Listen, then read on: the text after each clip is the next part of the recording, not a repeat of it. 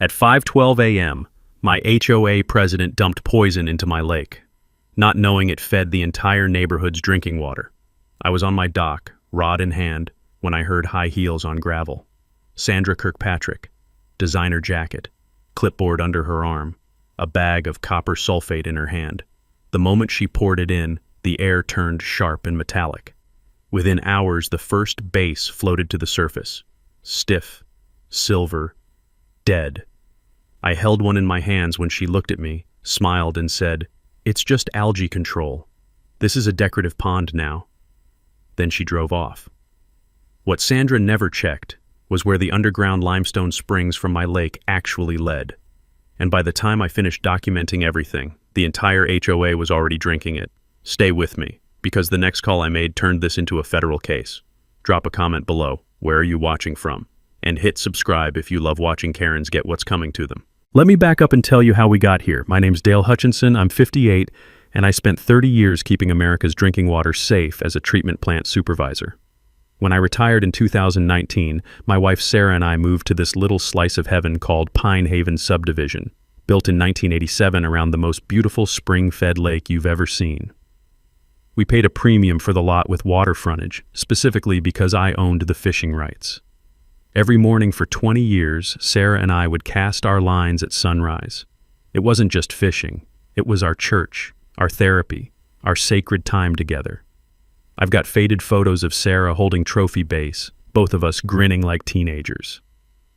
When cancer took her 3 years ago, that lake became my only connection to her memory. Here's what most of the newer residents don't understand about Pine Haven.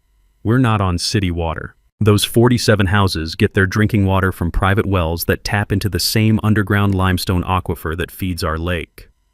The old-timers knew this, but newcomers just turn on the tap and assume it's municipal water. Big mistake. Enter Sandra Kirkpatrick, stage left with all the grace of a freight train.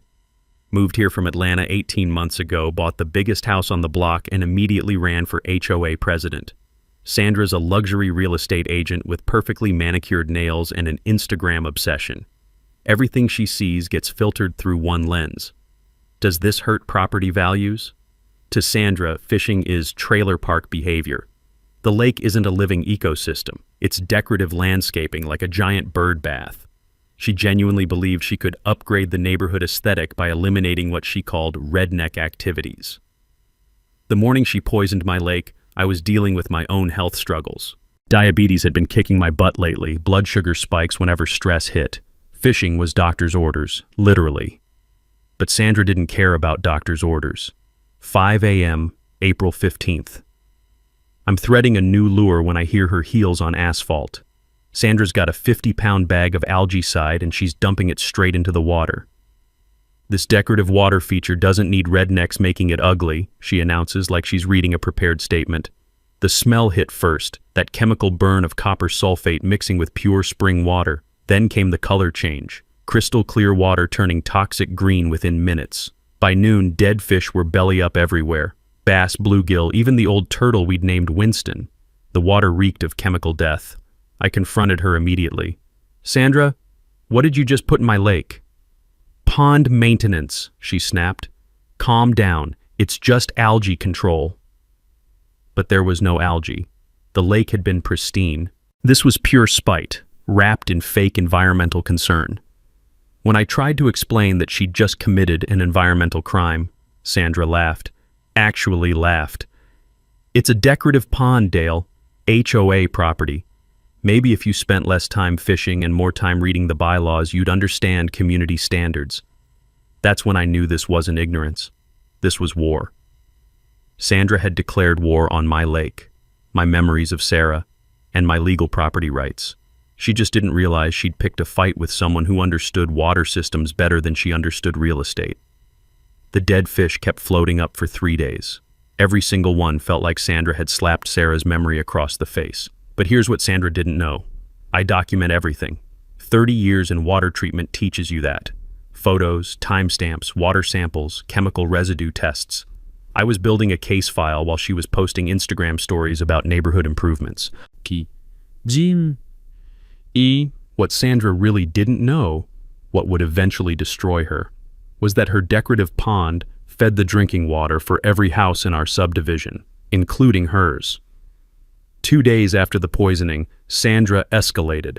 Professional-grade, no fishing, decorative water feature-only signs appeared around the entire lake perimeter. Not cheap hardware store signs. These were metal, properly mounted, official-looking. Then came the certified letter. Notice of trespassing violation. The letter was 3 pages of legal-sounding nonsense. Sandra accused me of unauthorized recreational activities on HOA-managed property and threatened criminal trespassing charges if I continued fishing. My blood sugar spiked so hard I had to increase my medication dosage. Stress and diabetes don't mix, and Sandra knew exactly which buttons to push. But here's where Sandra made her first tactical error. Those signs weren't just on HOA common area, they were planted on my private land. She'd marked territory she didn't own, like a dog peeing on someone else's fence post. Time for some good old-fashioned document research. I drove to the county courthouse and pulled every paper related to Pine Haven subdivision. Original plat from 1987, my property deed, survey maps, environmental impact studies, the works. Cost me $43 in copy fees, but worth every penny. The smoking gun was buried in the subdivision's original covenant. Lake rights and water access shall remain with Lot 47 in perpetuity, including all fishing, boating, and recreational privileges. That's lawyer speak for, this lake belongs to Dale forever, no matter what future HOA presidents think.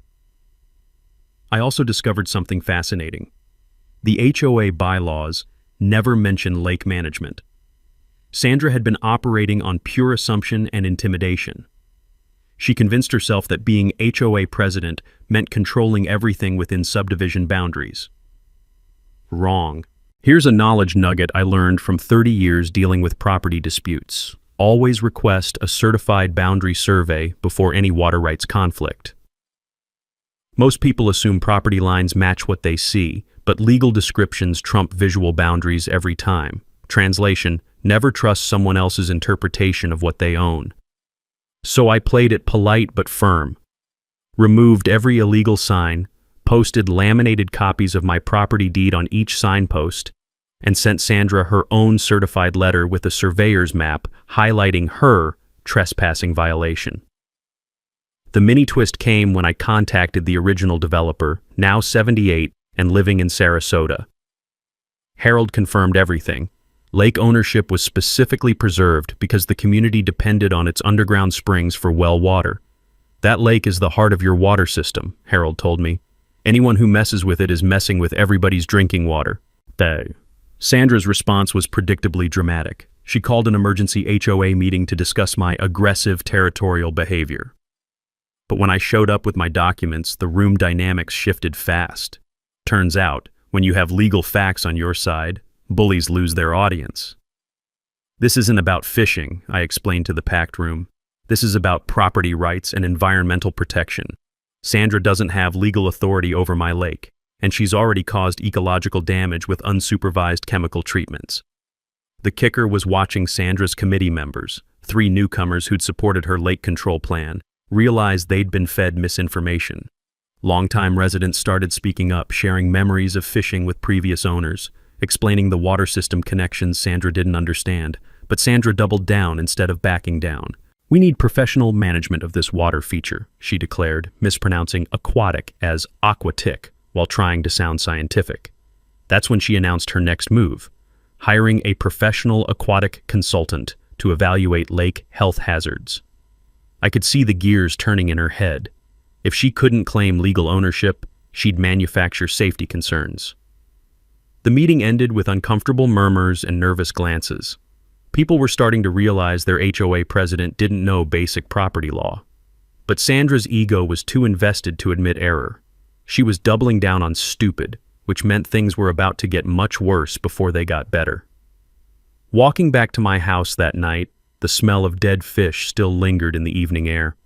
Sandra had killed my lake's ecosystem out of spite, tried to steal my property rights through intimidation, and now planned to weaponize fake science against me. But she'd also made a critical error. She'd picked a fight with someone who spent 3 decades dealing with water contamination, environmental violations, and regulatory compliance. Sandra thought she was playing politics. I knew we were heading into federal crime territory. The question was, how many more mistakes would Sandra make before she realized she was poisoning her own family's drinking water? Sandra's Lake Beautification Committee launched exactly 1 week later, complete with color-coordinated flyers and a Facebook group called Pine Haven Property Values Initiative. She recruited 3 like-minded neighbors who'd moved in within the last 2 years, all suburban transplants who saw the subdivision as an investment rather than a community. The committee's vision statement was a masterpiece of passive-aggressive real estate speak. Transform underutilized water feature into attractive community focal point through professional landscaping and responsible recreational guidelines. Translation: eliminate fishing, install fountain, fence off Dale's access. Their emergency HOA meeting was scheduled for Thursday night with a PowerPoint presentation about safety and aesthetic improvements. Sandra had obviously spent hours on this thing: professional graphics, before and after mock-ups, even cost estimates for decorative fountains and perimeter fencing. The proposed fence would block my dock access completely and cut off the boat launch I'd used for 20 years. Worse, their fountain installation required completely draining the lake, which would destroy what remained of the ecosystem after Sandra's chemical attack. It was environmental vandalism disguised as improvement. But Sandra's real weapon was social manipulation. She'd been spreading rumors about my territorial behavior and unsafe fishing practices to newer residents. I started getting dirty looks at the mailbox. Parents pulled children away when I walked past.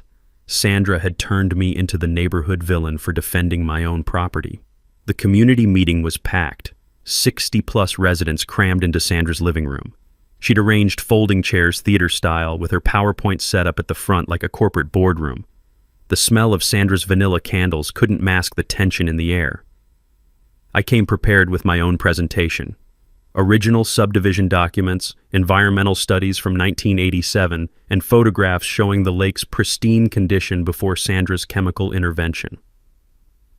Before we discuss beautification, I said, spreading documents across Sandra's coffee table, let's review who actually owns what. The room went dead quiet. Room. Shuffle of papers, nervous throat clearing, the soft click of Sandra's fingernails tapping her clipboard. I showed them the original plat, the environmental impact study, and my grandfather clause preserving lake rights in perpetuity. Here's another knowledge nugget from my water treatment days. Environmental protection laws almost always trump HOA architectural restrictions, especially for pre-existing water features. The Clean Water Act gives individual property owners stronger protections than most people realize. Translation: federal environmental law beats local HOA rules every single time. Sandra's committee members started looking uncomfortable as I explained the legal reality. Mrs. Peterson, who'd been most vocal about fishing problems, quietly asked if she could see the original subdivision paperwork. Mr. Asher, Sandra's biggest supporter, suddenly remembered he had somewhere else to be. The mini twist came when longtime resident Bill Rodriguez spoke up. Bill's lived here since 1989 and remembered the original developer's promises about lake access. Harold specifically told us the fishing rights would never change, Bill said. That was part of what we bought into. Other long-timers started sharing memories. Community fishing tournaments in the 90s, kids learning to cast from my dock, the annual bass contest that raised money for local schools. Sandra's narrative about inappropriate recreational activities crumbled in real time. But Sandra wasn't backing down. She pivoted to her final argument: professional environmental management. We need expert evaluation of potential health hazards, she declared, somehow managing to mispronounce ecosystem as ecosystem. That's when she announced her ace in the hole. Aquatic Solutions Professional would conduct a comprehensive lake evaluation within 2 weeks. The company representative would present findings at the next HOA meeting and recommend appropriate chemical treatment protocols. I'd never heard of Aquatic Solutions Professional, which immediately raised red flags. Legitimate environmental consultants usually have university affiliations or state certifications. But Sandra was nodding like she'd hired Harvard's marine biology department. The meeting ended with uncomfortable silence and scattered applause for Sandra's presentation. People filed out quietly, avoiding eye contact with both of us. The committee had planted seeds of doubt about lake safety, even though they couldn't challenge my legal ownership. Walking home that night, I noticed something troubling. Several neighbors had stopped watering their lawns. When I asked Mrs. Patterson why her garden looked dry, she mentioned her tap water had been tasting funny lately and her husband was buying bottled water for coffee. That's when the pieces started clicking together. Sandra's chemical treatments hadn't just killed fish. They'd been affecting the water quality that people were actually drinking. The underground spring system connected everything, and Sandra's algaecide was flowing straight into the community's wells. But Sandra didn't know that. She thought she was managing decorative landscaping, completely unaware that her beautification project was poisoning her own neighborhood's drinking water supply. Time to call in some real experts and find out exactly what Sandra had done to our water system. Aquatic solutions professional turned out to be a 26-year-old guy named Kyle who cleaned swimming pools for a living. I discovered this when I followed his pickup truck to 3 different houses where he was vacuuming leaves out of backyard pools. His professional aquatic consultation consisted of a clipboard, a pH test strip, and a laminated certificate from the Pool and Spa Association of Georgia. Kyle's comprehensive environmental assessment took exactly 14 minutes. He dipped his test strip, took 2 cell phone photos, and declared my lake a bacterial contamination hazard requiring intensive chemical treatment. His report was 3 pages of laser-printed nonsense with recommendations that would have killed every living thing in the water. But Kyle's fake credentials weren't my biggest problem. Sandra was using his professional report to convince neighbors that my fishing equipment spread dangerous bacteria. Anonymous complaints started appearing with the county health department. Parents forbade children from playing anywhere near the lake. Sandra threatened to involve state environmental authorities if I continued fishing. The whispered conversations at the mailbox stopped entirely. Nobody would make eye contact. I was being treated like a public health menace in my own neighborhood, based on the pool maintenance opinion of someone who couldn't spell ecosystem correctly. Time to fight fire with actual fire. I contacted the real county health department and ordered professional water quality testing from a certified environmental laboratory. Cost me $400, but I needed legitimate science to counter Sandra's fake expertise. While waiting for lab results, I did some research on Kyle's company. Aquatic Solutions Professional was registered as a pool cleaning service in Clayton County. Kyle's only certification was for maintaining chlorinated swimming pools. He had 0 training in natural water systems, aquatic biology, or environmental assessment. The county health inspector, Maria Gonzalez, agreed to visit after I explained the situation. Maria's been testing water quality for 15 years and could smell Sandra's chemical contamination from 50 feet away. "Someone's been dumping copper sulfate," she said immediately. "Way too much copper sulfate." Maria's preliminary tests confirmed what I suspected: copper levels 40 times higher than safe drinking water standards. The natural lake bacteria that normally filtered harmful microorganisms had been completely eliminated. Sandra's algae control had destroyed our natural water treatment system. Here's a critical knowledge nugget about water systems. Beneficial bacteria in natural lakes work like biological filters, removing harmful contaminants before water reaches underground springs. Kill the bacteria and you eliminate nature's free water treatment plant. Translation: Sandra broke our ecosystem's natural cleaning system and turned clean springs into poison pipelines. The mini twist came when Maria explained the broader implications. "This lake doesn't just affect fishing," she said, pointing to geological survey maps. "These underground springs connect to your entire subdivision's well water through limestone channels. Everyone who lives here has been drinking contaminated water for months." That hit me like a freight train. Sandra hadn't just poisoned my fishing spot. She'd poisoned the entire community's drinking water supply. Every tap, every shower, every cup of coffee.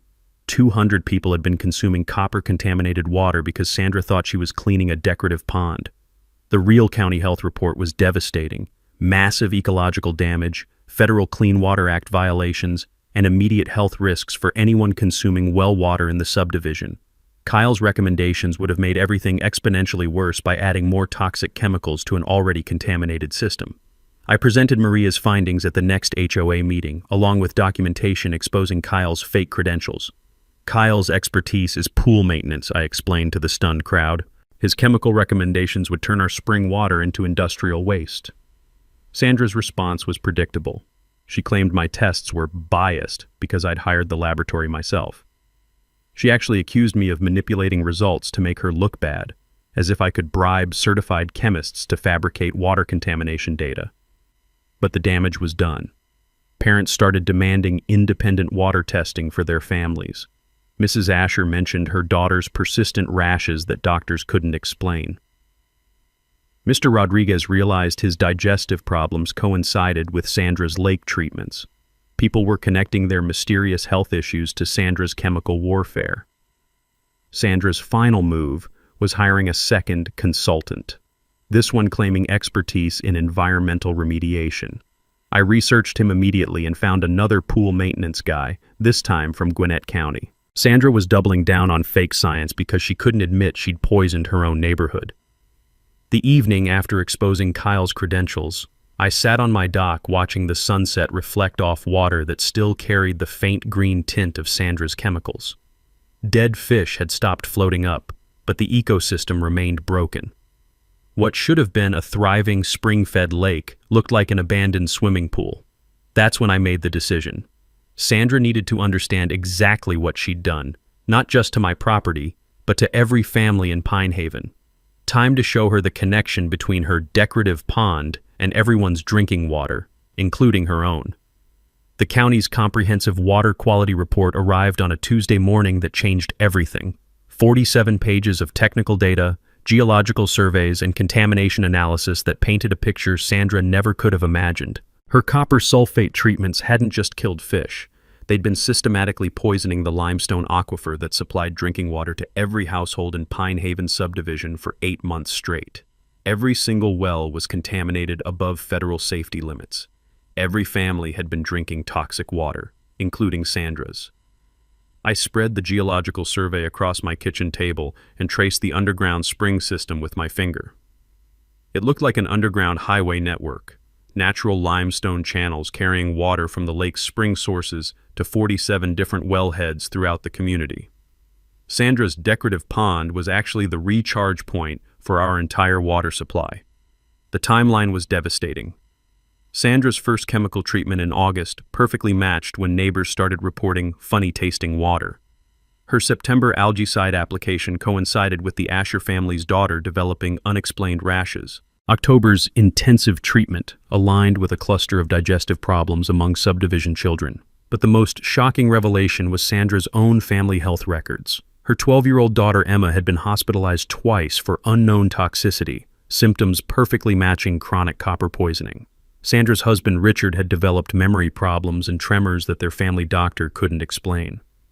Sandra herself showed classic signs: green-tinged fingernails, hair loss, and cognitive impairment. They'd been drinking the most contaminated water in the subdivision because their well was closest to the lake's primary spring outlet.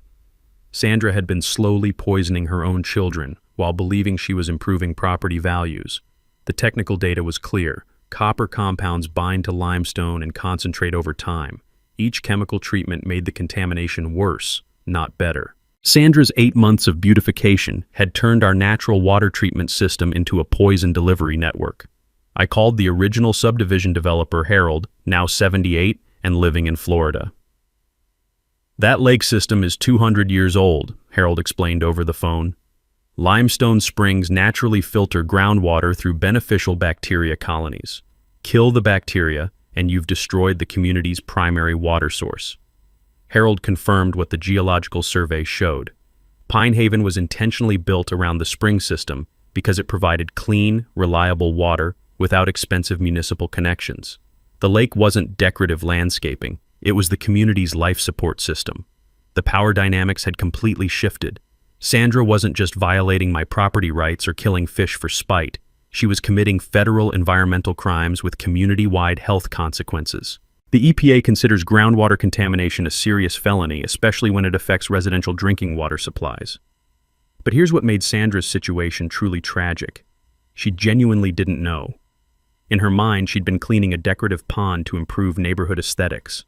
She had no idea that her algae control was flowing directly into her daughter's drinking water, her husband's morning coffee, her own daily shower. The emotional weight hit me hard. This wasn't just about vindication or property rights anymore. Sandra had unknowingly tortured her own family for 8 months while trying to stop me from fishing. Her daughter's hospital visits, her husband's declining health, her own mysterious symptoms, all self-inflicted through environmental ignorance. I had evidence of federal Clean Water Act violations, endangerment of public health, and systematic contamination of community drinking water. Sandra's continued chemical treatments made her criminally liable for everything that followed. She was facing potential federal prison time for environmental crimes she didn't even realize she was committing. The question wasn't whether to go after Sandra legally. The EPA would handle that once they saw this data. The question was whether to save her family by stopping her next planned treatment or let justice take its natural course. Sandra was scheduled for one final comprehensive lake treatment the week before our community's summer pool party. Time was running out. My water treatment background taught me that stopping environmental crimes requires overwhelming evidence and perfect timing. Sandra needed to understand her devastation in the most public, undeniable way possible, and I had exactly the tools to make that happen. First, the physical preparation. I installed hidden water flow monitoring equipment at 3 underground outlet points where the lake's springs connected to the subdivision's well system. These weren't amateur devices. I used professional-grade sensors that could track contamination in real time and project the data onto large displays. The monitoring system worked like this. Sensors detected copper levels in the water flowing from lake springs into limestone channels. Digital displays showed contamination flowing underground in bright red streams with real-time readings of toxicity levels. Anyone could watch poison traveling from Sandra's decorative pond directly into their kitchen faucets. For visual impact, I built a portable demonstration using clear tubes and colored water to show how underground springs connect multiple wellheads. The geology was actually simple once you saw it mapped out, like a hidden plumbing system where one contamination source affected 47 different outlets. Legal strategy came next. I filed a formal EPA complaint with 8 months of documented violations, unauthorized chemical discharge, contamination of drinking water supplies, and endangerment of public health. The EPA takes groundwater contamination seriously, especially when children are involved. Federal environmental crimes carry mandatory minimum sentences that state courts can't reduce. I contacted environmental attorney Jessica Walsh, who specialized in Clean Water Act enforcement. Jessica reviewed my evidence and water quality reports, then delivered sobering news. Sandra faced potential federal prison time, unlimited financial liability for cleanup costs, and lifetime monitoring requirements for affected families. The financial calculations were staggering. Emergency well replacement for 47 households, $340,000 at $7,200 per house. Medical testing and treatment for copper poisoning, $150,000 estimated. Lake ecosystem restoration, $50,000 for proper biological rehabilitation. Sandra's potential legal exposure exceeded $540,000, plus EPA fines up to $75,000. Here's a knowledge nugget about environmental liability. Under federal law, contamination costs follow the polluter regardless of intent or knowledge. Even accidental groundwater poisoning triggers full financial responsibility for cleanup and medical expenses. Translation: Sandra would pay for every penny of damage whether she meant to cause it or not. Alley recruitment was easier than expected. 23 families had children showing copper poisoning symptoms. Parents were demanding answers about mysterious health problems that doctors couldn't explain. Once they understood the lake connection, they became fierce advocates for accountability. Dr. Patricia Kim, the pediatrician treating most of the affected children, agreed to present medical evidence linking health problems to water contamination. Her data showed perfect correlation between Sandra's treatment schedule and symptom onset in local kids. Maria Gonzalez from County Health would coordinate with EPA investigators for maximum regulatory impact. Local news reporter David Asher had been following water quality stories and wanted exclusive coverage of environmental enforcement actions. Technical preparation required explaining complex hydrology in simple terms that 60-year-old homeowners could understand immediately. I practiced until I could describe limestone aquifer systems in under 2 minutes. Underground springs work like hidden plumbing, poison the source, poison everything downstream. The timeline coordination was critical. Sandra had scheduled her final comprehensive treatment for the morning of our next HOA meeting. She planned to eliminate remaining fish and prep the lake for fountain installation before the community's summer pool party. Perfect timing for maximum irony, Sandra would poison the water right before families gathered for swimming and barbecues.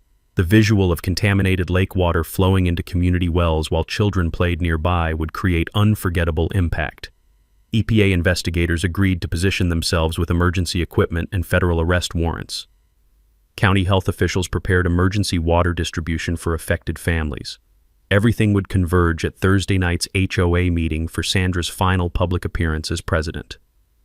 My emotional preparation was harder than the technical work. This wasn't just about fishing rights anymore, it was about protecting 200 neighbors from someone who didn't understand the damage she was causing. Sandra genuinely believed she was improving the community while slowly poisoning everyone's children. The cruel irony was that Sandra's own family suffered most. Her well was closest to the primary spring outlet, so Emma and Richard had received the highest copper doses. Sandra had tortured her own daughter for 8 months while thinking she was creating a better neighborhood. But I couldn't let sympathy override justice. Sandra's ignorance didn't excuse 8 months of federal environmental crimes. Her continued chemical treatments proved she'd learned nothing from previous contamination warnings. She was determined to beautify the lake regardless of ecological or health consequences. Thursday night would bring Sandra face to face with the full scope of her environmental destruction. 47 families deserved clean water, 23 children deserved healthy futures, and Sandra deserved to understand exactly what her property value improvements had cost the community she claimed to serve. The trap was set. Time to let Sandra spring it herself. Sandra's final algae elimination treatment was scheduled for 6 a.m. Thursday morning, 48 hours before the community's annual summer pool party. She'd purchased industrial-grade copper compounds from an agricultural supply store, enough chemicals to treat a 100-acre commercial lake. For our small spring-fed pond, it would be environmental overkill of epic proportions. Her timing couldn't have been more tone-deaf. Families were preparing for the biggest social event of the year, kids excited about swimming competitions, parents planning potluck dishes, teenagers organizing volleyball tournaments. Sandra planned to dump toxic chemicals into their water supply right before everyone gathered to celebrate community. I filmed Sandra loading 50-pound chemical bags into her BMW at the farm supply store, chatting cheerfully with the clerk about pond maintenance. She even posted Instagram stories about her beautification project final phase, hashtagging neighborhood goals and house property values. The disconnect between her social media confidence and environmental reality was staggering. But Sandra's own health was deteriorating rapidly. The copper poisoning symptoms that she'd blamed on stress were becoming impossible to ignore. Her fingernails had developed a distinct green tinge that makeup couldn't hide. Hair loss was visible despite expensive salon treatments. Memory problems affected her speech during neighborhood conversations. Most heartbreaking was watching Emma's condition worsen. Sandra's 12-year-old daughter had been hospitalized twice in the past month for unknown toxicity, symptoms that perfectly matched chronic copper exposure. The pediatric toxicologist specifically recommended immediate water testing, but Sandra dismissed medical advice as overreaction to normal childhood illnesses. And Richard, Sandra's husband, finally confronted her about their family's declining health. I overheard their argument from my backyard, Richard shouting about Emma's medical bills while Sandra insisted their problems stemmed from negative energy and stress from dealing with Dale's harassment. The mini twist came when I discovered Richard had been secretly questioning Sandra's lake treatments.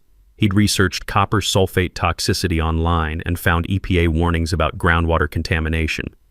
But when Richard tried to discuss environmental concerns, Sandra accused him of siding with Dale against his own family. My documentation efforts intensified. I filmed Sandra's chemical purchases, recorded her dismissive responses to health concerns, and tracked her family's medical appointments through public records. Every piece of evidence would help EPA investigators understand the pattern of environmental crimes and family endangerment. County Health Department monitoring confirmed contamination was spreading beyond Pine Haven subdivision. Wells in neighboring Meadowbrook estates showed elevated copper levels, proving Sandra's chemicals were migrating through underground limestone channels. What started as lake poisoning was becoming regional groundwater contamination. Dr. Kim's pediatric data revealed 23 children across 2 subdivisions showing copper poisoning symptoms. The contamination timeline matched Sandra's treatment schedule with frightening precision. August chemicals coincided with digestive problems. September treatments aligned with skin rashes. October's intensive cleaning triggered neurological symptoms in several kids. EPA investigators arrived Wednesday evening, positioning themselves with federal arrest warrants and emergency water testing equipment. Agent Rodriguez explained they'd been monitoring our situation since my initial complaint, waiting for sufficient evidence to justify federal intervention. The bureaucratic process fascinated me. Environmental crimes require overwhelming documentation because cleanup costs can reach millions of dollars. EPA investigators needed proof of intentional ongoing contamination, not just accidental one-time spillage. Sandra's 8 months of systematic chemical treatments provided perfect evidence of willful environmental destruction. Thursday morning brought Sandra's final chemical assault. I watched from my kitchen window as she dumped 50 pounds of copper compounds into water that was already toxic. The lake turned bright green within minutes, so visibly contaminated that even Sandra seemed surprised by the color intensity. But Sandra pressed forward with her fountain installation plans. She'd hired contractors to begin drainage and excavation immediately after the chemical treatment settled. Her vision of a decorative water feature had become an environmental disaster that she was determined to complete regardless of obvious toxicity. The cruel irony was watching Sandra prepare for the pool party while poisoning the water source. She baked cupcakes for the community celebration while her chemicals flowed into every family's drinking water. The cognitive dissonance was almost supernatural, celebrating community while destroying community health. Richard's final attempt to stop Sandra failed spectacularly. He confronted her about Emma's latest hospitalization, begging her to consider that their daughter's illness might be water-related. Sandra responded by threatening divorce if he continued undermining her community leadership with Dale's conspiracy theories. That evening, Sandra posted final Instagram updates about successful lake renovation and exciting community improvements. Photos showed her bright green toxic pond with cheerful captions about enhanced property values. She tagged local real estate agents and invited potential buyers to see professionally managed amenities. Less than 12 hours later, Sandra would learn exactly what her professional management had accomplished for the community she claimed to serve. Sandra's final power play arrived Friday morning via certified mail. A restraining order claiming I was harassing community leadership and endangering public health through reckless fishing activities. The legal papers accused me of everything from trespassing to environmental terrorism, wrapped in 3 pages of official court language that made Sandra sound like a victim of my aggression.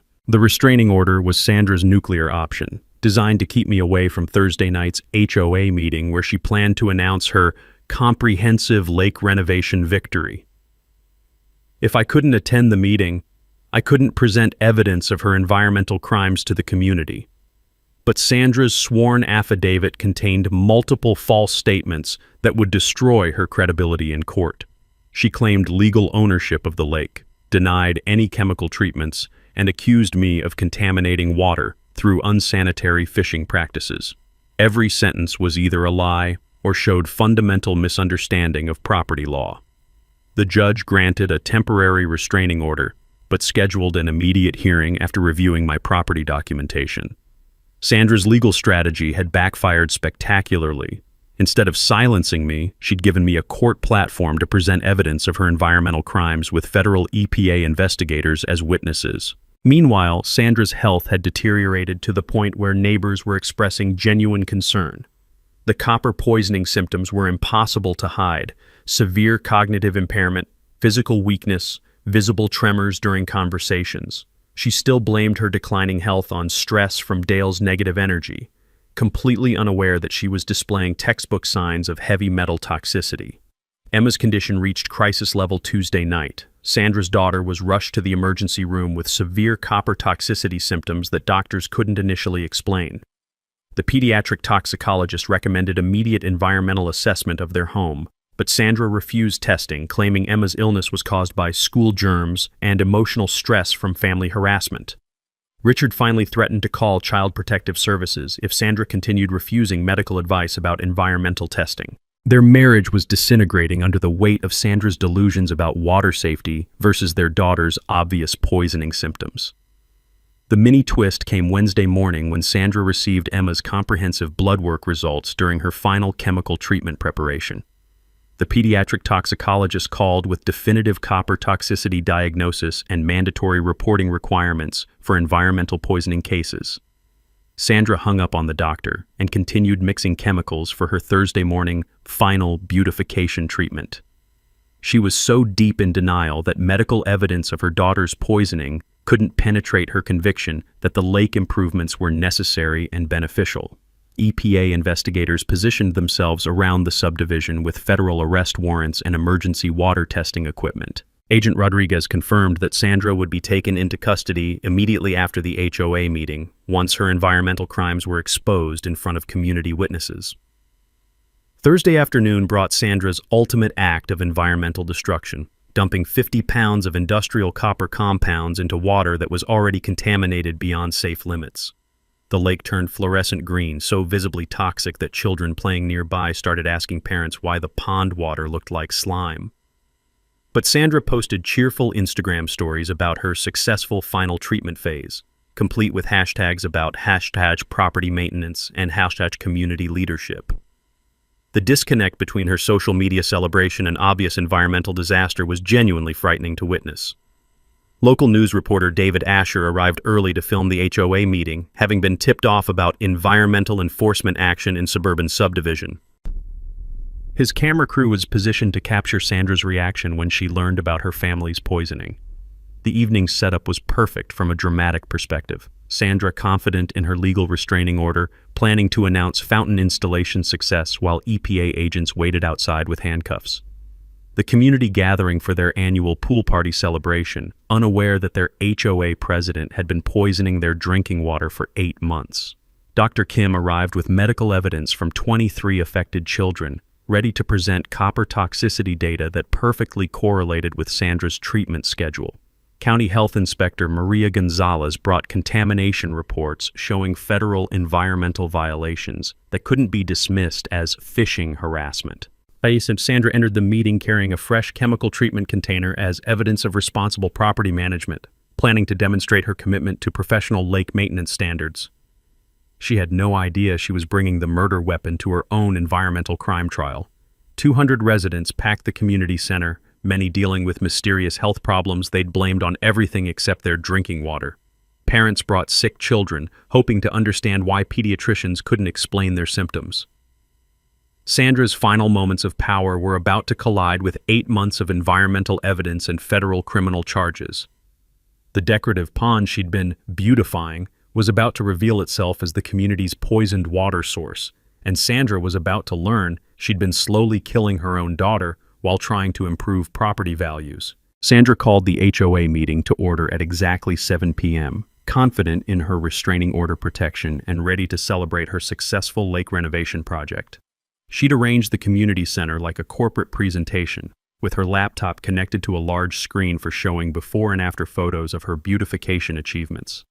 200 residents packed beyond capacity, parents holding children with mysterious rashes, elderly couples dealing with unexplained digestive problems, teenagers complaining about weird-tasting water that adults had dismissed as teenage drama. Everyone had health concerns they couldn't explain, but nobody had connected their problems to Sandra's lake treatments. I activated my water flow monitoring display as Sandra opened the meeting with cheerful announcements about property value improvements and professional environmental management. The large screen behind her began showing real-time contamination flowing underground, bright red streams of poison traveling from the lake directly into every household's well system. The visual impact was devastating. Color-coded displays revealed copper toxicity 40 times above safe drinking water limits, flowing in real time from Sandra's decorative pond to 47 different homes. Numbers climbed steadily as fresh contamination from her morning chemical treatment reached the underground spring outlets. County Health Inspector Maria Gonzalez stood up first, interrupting Sandra's presentation with emergency water quality data. "Mrs. Kirkpatrick, your lake treatments have contaminated every well in this subdivision. Children have been drinking poison for 8 months because of your unsupervised chemical applications." Sandra's response was predictably defensive. "That's ridiculous. The lake is decorative landscaping. City water comes from municipal sources, not some pond." That's when Dr. Patricia Kim presented her medical evidence. 23 children across the subdivision showing classic copper poisoning symptoms. Hospitalization records, blood test results, and treatment timelines that perfectly matched Sandra's chemical applications. Emma Kirkpatrick had the highest toxicity levels because their well was closest to the primary spring outlet. The crowd erupted as parents realized their children's mysterious illnesses were caused by their HOA president's beautification project. Angry voices demanded explanations for medical bills, missed school days, and months of worried pediatrician visits that doctors couldn't explain. EPA agent Rodriguez stepped forward with federal arrest warrants and evidence of Clean Water Act violations. Sandra Kirkpatrick, you're under arrest for environmental crimes, including contamination of drinking water supplies and endangerment of public health. But the real devastation came when Sandra's phone rang during the arrest process. Emma's pediatrician was calling with definitive blood work results, severe copper toxicity, requiring immediate medical intervention and environmental remediation. Sandra answered the phone while EPA agents waited to handcuff her. Mrs. Kirkpatrick, your daughter has been systematically poisoned by heavy metal contamination in your drinking water. We need to identify the source immediately to prevent permanent neurological damage. Sandra's face went white as the realization hit. The display screen behind her showed contamination flowing directly from the lake to her house in real time. Her morning's chemical treatment was literally flowing into Emma's drinking water as we watched. I didn't know, Sandra whispered, staring at the monitoring display. I thought it was just decorative. That's when I delivered the mic drop moment that had been building for 8 months. Sandra, the lake you tried to beautify was designed by nature 200 years ago as our water treatment plant. You turned our life source into a poison delivery system, and you drank it yourself. The community center fell silent except for Sandra's shocked breathing and the quiet beeping of contamination monitors. Parents stared in horror as they understood their HOA president had been slowly poisoning their children while thinking she was improving property values. Sandra collapsed into a folding chair as EPA agents read her Miranda rights. The chemical treatment container fell from her hands, spilling copper sulfate across the floor, the same toxin that had been flowing into every family's drinking water for months. Local news cameras captured everything. Sandra's arrest, the real-time contamination display, parents demanding immediate medical testing for their children, EPA investigators seizing evidence of systematic environmental crimes. Dr. Kim announced emergency protocols for comprehensive medical screening of all affected families, with costs to be covered by Sandra's homeowner's insurance and personal assets. Children would receive ongoing monitoring for potential long-term effects of copper exposure. Maria Gonzalez declared the water supply unsafe for consumption and ordered immediate emergency bottled water distribution. The subdivision would need complete well replacement at estimated costs exceeding $340,000, all traceable to Sandra's 8 months of lake beautification.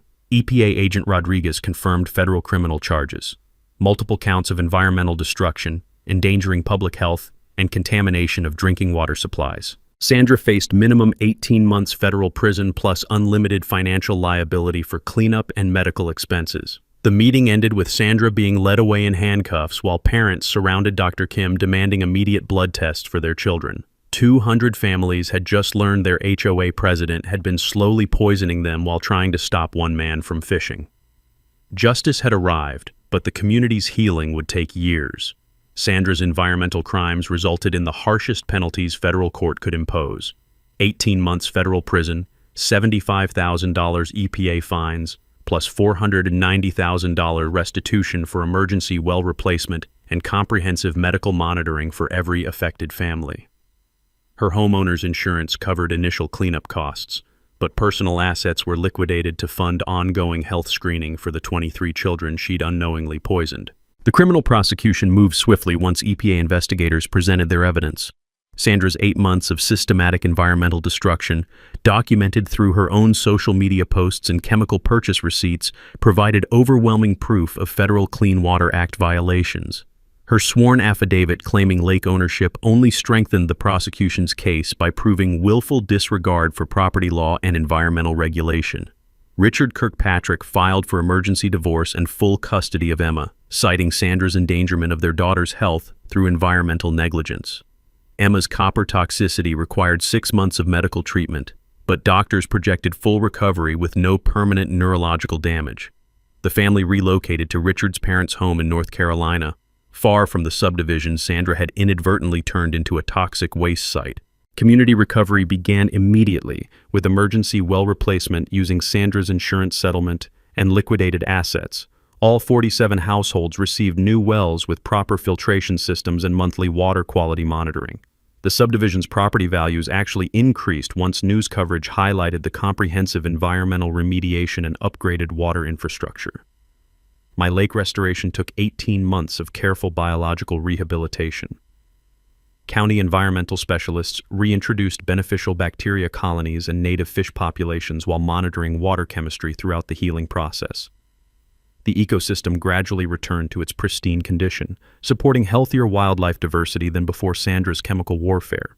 The HOA underwent complete restructuring with new bylaws requiring environmental impact assessments for any water feature modifications. Sandra's Lake Beautification Committee was permanently dissolved, replaced by an Environmental Stewardship Council that includes certified water quality professionals and emphasizes ecosystem protection over aesthetic improvements. Legal precedent from Sandra's case strengthened environmental protection laws statewide.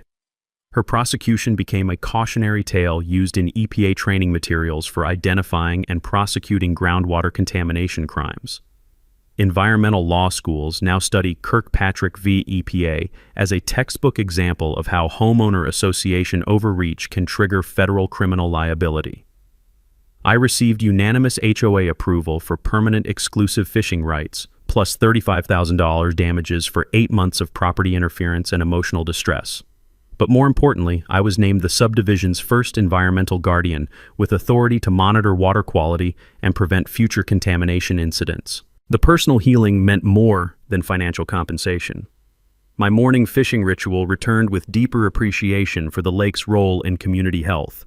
Sarah's memory was honored not just through our private moments at sunrise, but through protecting the water source that sustained 200 neighbors. I established Sarah's Clean Water Memorial Fund at the local high school, providing college scholarships for students pursuing environmental science careers. The fund raises money through annual Clean Water Day festivals that bring families together for fishing tournaments, water quality education, and ecological awareness activities. 23 children received full medical monitoring through their 18th birthdays, funded by Sandra's restitution payments. Dr. Kim reports that early intervention prevented long-term health consequences, and most families now advocate for stronger environmental protection in residential communities. The lake has become a model for sustainable subdivision water management, attracting environmental science students from 3 local universities for field research projects. My monitoring system was donated to the high school's environmental program, where students learn about aquifer protection and water quality testing. Sandra's house remained unsold for 2 years before being purchased by a young family who specifically wanted to live in a community with outstanding environmental stewardship. The new owners removed Sandra's decorative landscaping and replaced it with native plants that support healthy lake ecology. Community bonds strengthened through shared recovery from Sandra's environmental assault. Neighbors who barely spoke before now organized regular water quality testing parties and environmental education events. Children who suffered copper poisoning have become passionate advocates for protecting natural water resources. This morning I cast my line at sunrise, watching crystal clear water reflect clouds that Sarah would have loved. Fish jump healthy in the early light. Children play safely on the restored shoreline, and families drink clean water from wells that will never again be threatened by ignorant beautification. Speaking of water problems, you should hear about my neighbor who's been stealing irrigation from the city system for his drought-resistant landscaping. Turns out his water bills don't match his lush green lawn, and he picked the wrong former municipal inspector to steal from. Drop a comment with your worst HOA nightmare. We might feature your story next. And hit that subscribe button if you love watching environmental criminals face consequences for poisoning their own communities. Thanks for hanging out with us on HOA Stories, where the HOA Karens meet their match. If this story had you cheering or cringing, go ahead and like the video, drop a comment with your reaction, and hit subscribe so you're ready for the next wild HOA tale.